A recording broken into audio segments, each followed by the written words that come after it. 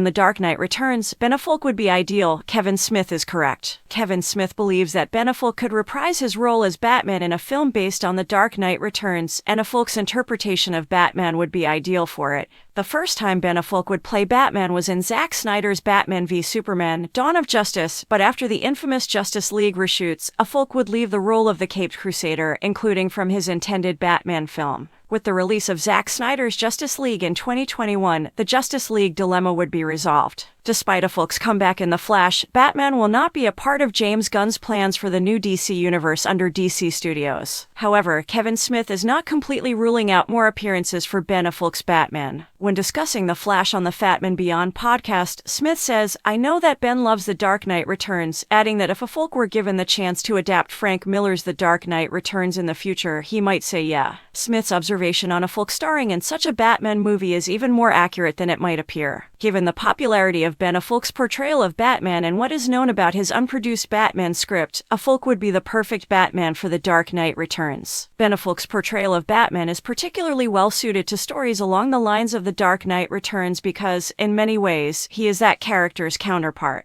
Affleck was intentionally hired to play a grizzled, disillusioned Batman who is reeling from years of scar tissue from his lengthy career as a crime fighter. Affleck's Batman is portrayed in Batman v Superman: Dawn of Justice as being greatly influenced by The Dark Knight Returns, as does the confrontation he has with Henry Cavill's Superman, as well as Affleck's standard and armored batsuits. It is obvious that Affleck's Batman's journey differs from that of The Dark Knight Returns as Bruce Wayne forms the Justice League and leads the group's efforts to bring back the dead Superman. Even so, Ben Affleck's portrayal of Batman has all the grit and experience of the Caped Crusader from The Dark Knight Returns, who has faced numerous adversaries and spent 20 years in the trenches. Another way to wrap up some loose ends in Affleck's Batman's narrative would be to have a Dark Knight Returns-style solo film. Although they both appear in Zack Snyder's Justice League and the Suicide Squad, Batman and the Joker have very little direct interaction, basically just in the latter's epilogue in the Nightmare timeline. Despite this, Zack Snyder's revelations for his broader DCEU plan reveal that Batman and the Joker have a complicated history that includes the Joker killing Robin.